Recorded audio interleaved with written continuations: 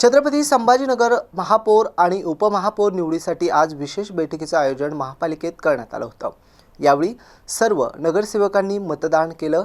यात भाजपचे समीर राजूरकर महापौर तर शिवसेनेचे राजेंद्र जंजाळ हे उपमहापौर म्हणून निवडून आलेत।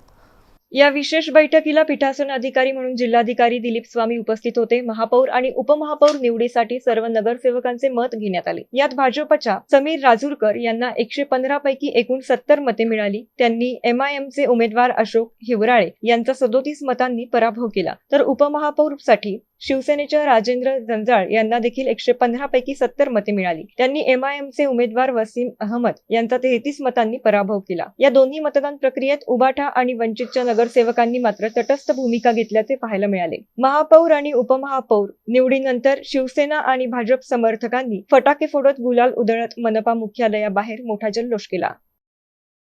पहली बार बीजेपी का महापौर बने आप, क्या कहेंगे? पहली बार नहीं, भारतीय जनता पार्टी का इसके पहले 3 बार शहर में महापौर था और भारतीय जनता पार्टी की 57 सीटें आके अच्छे मेजोरिटी में मैं मेयर बना।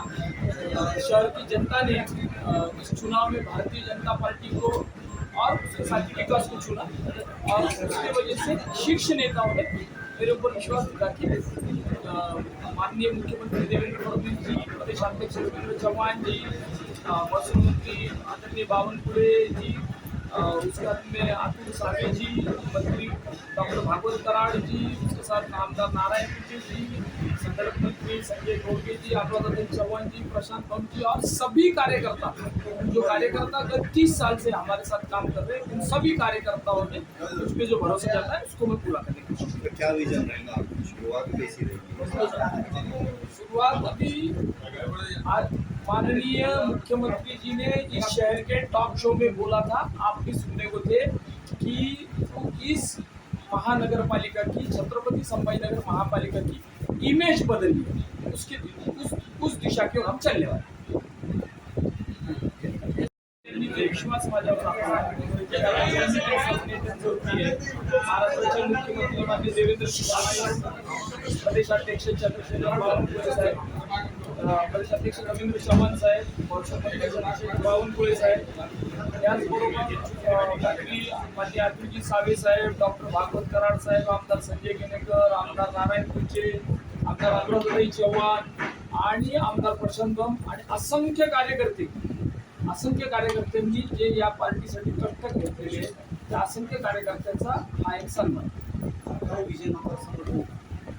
भारतीय जनता पार्टीनं आपला जाहीरनामा मॅनिफेस्टो प्रसिद्ध केलेला आहे, त्या मॅनिफेस्टोला डोळ्यावर समोर ठेवून आम्ही काम करतो।